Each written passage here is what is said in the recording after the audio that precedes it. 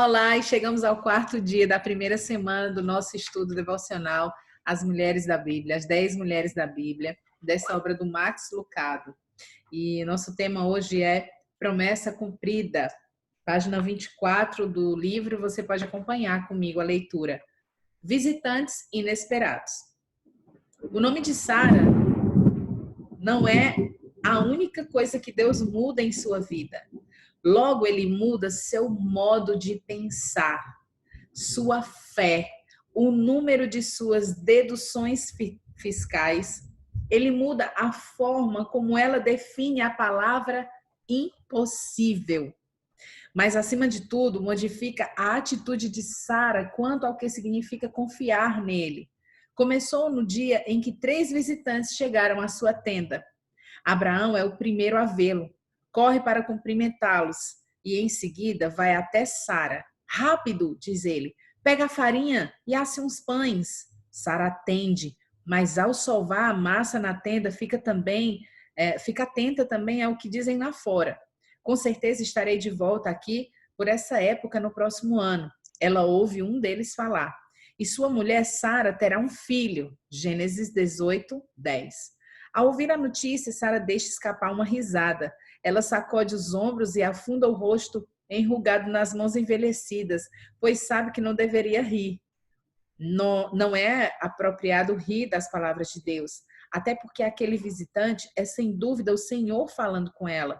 Mas assim que recupera o fôlego e enxuga as lágrimas, pensa de novo sobre aquilo e uma nova onda de hilaridade a invade.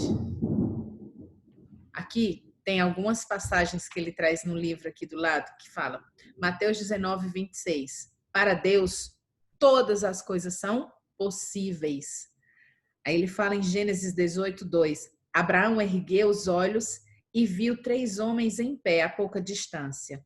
E no versículo 12 ele fala, por isso Sara riu consigo mesma, quando pensou, depois de já estar velha e meu senhor já idoso, ainda terei esse prazer? E aí, na questão número 1, ele traz essa pergunta. Dedique um tempo à leitura de... Na verdade, ele pede primeiro para você dedicar tempo à leitura de Gênesis 18, do versículo 1 ao 5. E ele fala, por que acha que Sara riu? Por que você acha que Sara sorriu? Que emoções estavam por trás de sua risada? Dúvida, alegria, choque?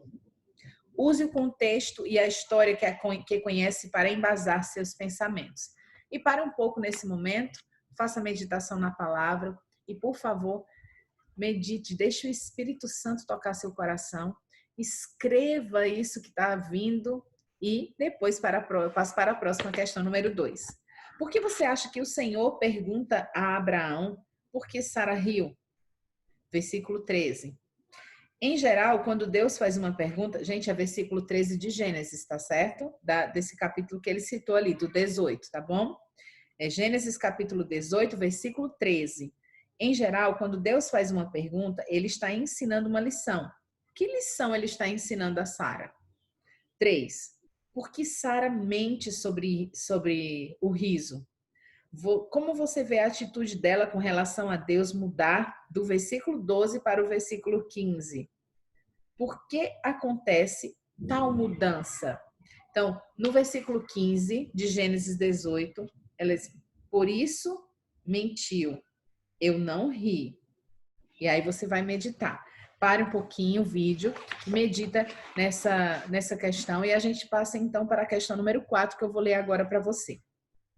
Deus muda a forma como Sara define a palavra impossível e também a atitude dela sobre o significado de confiar nele. Em que ocasião o Senhor fez isso com você? De que modo ele mudou a forma como você confiava nele? De que maneira ele abriu seus olhos para o impossível? Medite um pouco. Medite um pouco e deixe o Espírito Santo revelar o seu coração. O momento, a maneira como ele começou a abrir os teus olhos espirituais para que você pudesse enxergar aquilo que você não via antes. Medite também em Jeremias 32, 17, que diz, soberano Senhor, nada é difícil demais para ti. Quantas passagens preciosas nós temos lidos nesses últimos 4 dias, sim, meninas? Eu desejo de coração que você esteja aproveitando cada segundo para se aproximar mais do Senhor e entrar nesse lugar de intimidade. E agora na página 25 nós vamos ler O Senhor provê. Mais tarde, depois que os visitantes tinham ido embora, Abraão olha para Sara, sem dentes, roncando na cadeira de balanço, a cabeça para trás, a boca escancarada, apetitosa como uma ameixa seca e tão enrugada quanto, e solta uma gargalhada. Tente segurá-la, mas não consegue. Tenta segurá-la, mas não consegue, pois sempre fora apreciador de uma boa piada. Um ano mais tarde, porém, é o Criador quem ri por último. O Senhor foi bondoso com Sara, como lhe dissera, e fez por ela o que prometera. Sara engravidou e deu um filho a Abraão, em sua velhice, na época fixada por Deus, em sua promessa. O nome que Sara e Abraão davam a Deus era Jeová Jireh, que significa o Deus que provê. Você sabia que Deus tem esse nome também? Jeová Jireh, Jeová Rafá, tem vários nomes, né? A gente viu acho que no primeiro dia. Então, o Senhor, Jeová Jireh, que significa o Senhor provê. É um pouco irônico, talvez, que eles o chamassem de provedor, pois o casal já foram bem atendido, mesmo antes de sua ida para Canaã. Viviam numa tenda de 2 níveis, com garagem, com 4 camelos. A vida em Ur era muito boa. Abraão deu àquele lugar o nome de Senhor proverá. Mas a vida será melhor em Canaã, disse Abraão e Sara e ao resto da família. E então aí partiram. E quando ele perguntou, onde vamos morar? Abraão respondeu, Deus proverá. E o Senhor proveu. Quando mais tarde eles foram pegos no escândalo no Egito, a família se indagou, como sairemos dessa? E Abraão lhe assegurou, Deus proverá. E ele proveu. Quando eles repartiram a terra e o sobrinho Ló ficou com um campo verdejante, deixando o tio Abraão com o terreno rochoso, a família se indagou, como sobreviveremos? E Abraão sabia a resposta, Deus proverá. E o Altíssimo proveu. E quando Abraão e Sara ficavam perto do berço vazio e ela imaginava como seria a mãe de muitas nações, ele a envolvia em seus braços e sussurrava, o Senhor proverá. E ele proveu. Caso Sara pudesse ouvir o que disse Deus em Mateus 5,3 sobre ser pobre em espírito, ela poderia dar um testemunho. Ele está certo, ela diria. Se faço as coisas do meu jeito, arranjo uma dor de cabeça. Se deixo que Deus assuma o comando, tenho um filho. Que situação! Só sei que sou a primeira mulher da cidade que paga o pediatra com o dinheiro da aposentadoria. Abraão e Sara tinham realmente aprendido que Deus era provedor, mas aquilo que o Senhor iria pedir a eles em seguida certamente deve ter testado mais uma vez a confiança que eles depositavam. Uau, uau, uau. E aqui a gente finaliza a leitura. Eu vou fazer uma citação e vou fazer as próximas perguntas. Mateus 5:3. Bem-aventurados os pobres em espírito, pois deles é o reino dos céus. Meninas, Deus provê. Eu creio que você já escutou essa frase algumas vezes, porque certamente você em algum momento precisou da provisão de Deus, seja na vida material, seja no aspecto emocional, seja na saúde. Deus vai prover. Aquilo que você não tem agora, Ele vai prover. E Ele fala isso o tempo inteiro na palavra, e essa palavra de hoje, ela foi para testificar a promessa cumprida de Jesus, de Deus na vida de Jesus, não, de Deus na vida deles, né?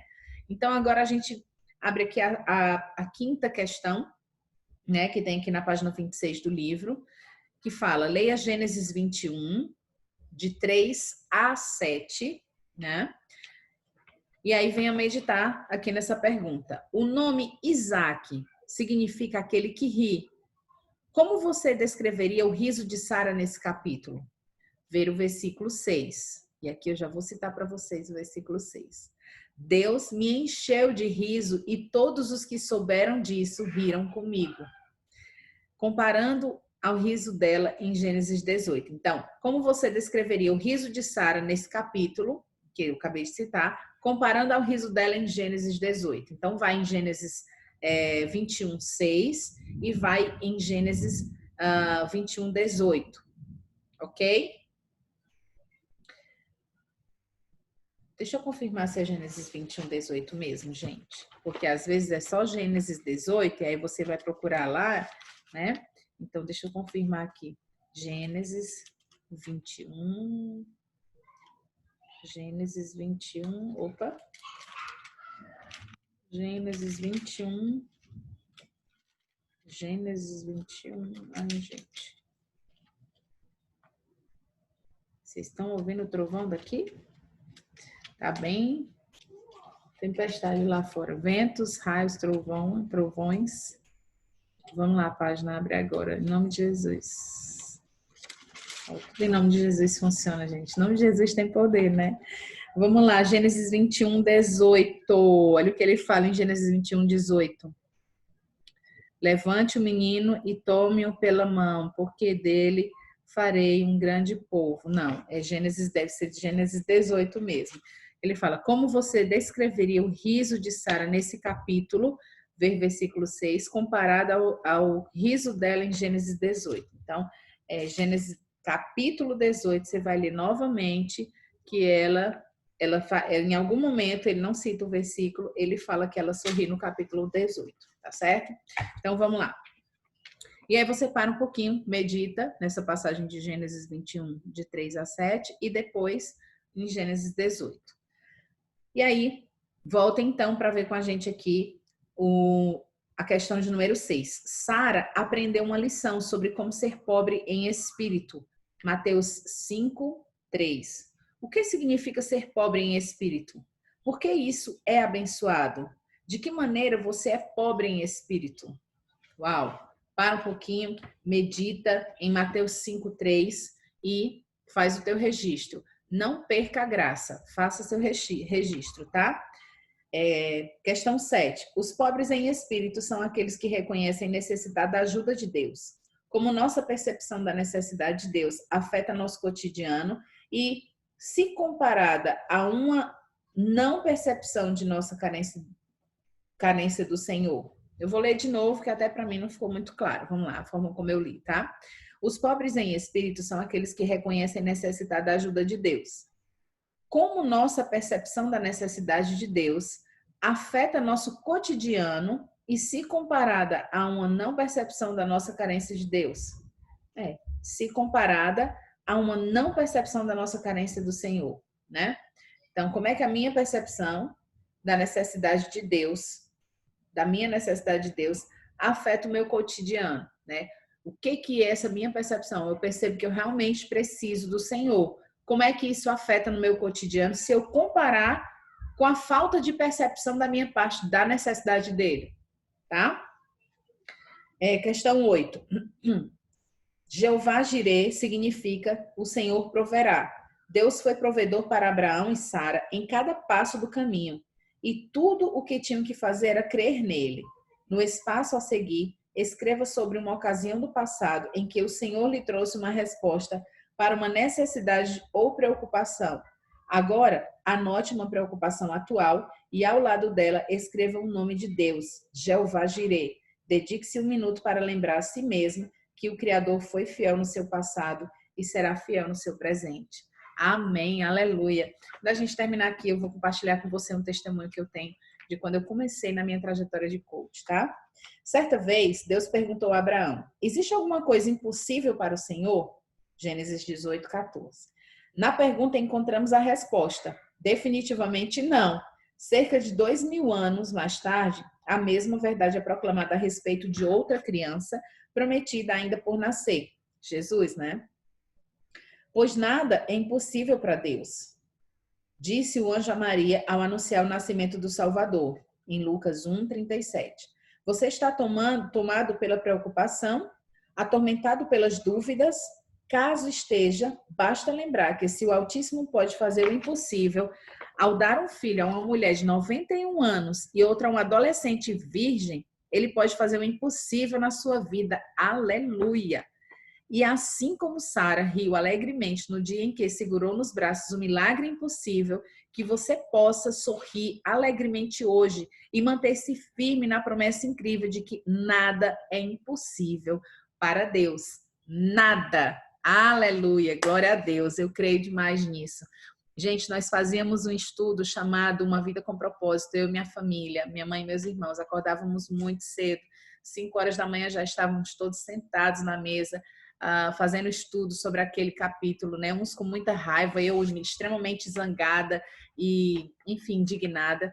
E já estava trabalhando como coach, mas não era treinadora da Febracis ainda. Fazia palestra, ministrava treinamentos, tinha os processos individuais.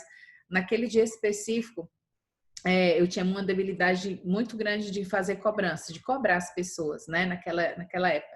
Porém, eu trabalhava muito, eu fazia muita coisa gratuita, mas não cobrava por causa de crenças limitantes. E foi quando eu fui me submeter ao meu processo individual.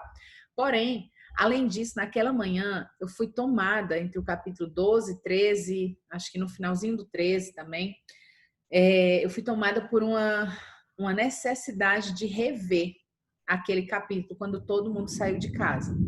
E aí eu já tinha deixado a Alice na escolinha, naquele dia eu fui ter uma experiência com Deus, que eu não imaginava que, enfim, ia ser tão forte. Naquela ocasião eu tinha despesas, somente despesas com a escolinha da Alice, plano de saúde, alguma coisa assim, e estava faltando. O fato é que estava faltando e eu dizia, Deus, eu não aguento mais viver nessa escassez. O Senhor me disse que era isso que o Senhor queria que eu fizesse. O Senhor testificou isso no meu coração e fui falando, até que eu ouvi do meu coração internamente uma voz me impulsionando, senta e põe na ponta do lápis tudo que você tem que pagar, todos os teus compromissos. Na época era um montante de aproximadamente uns 4 mil reais.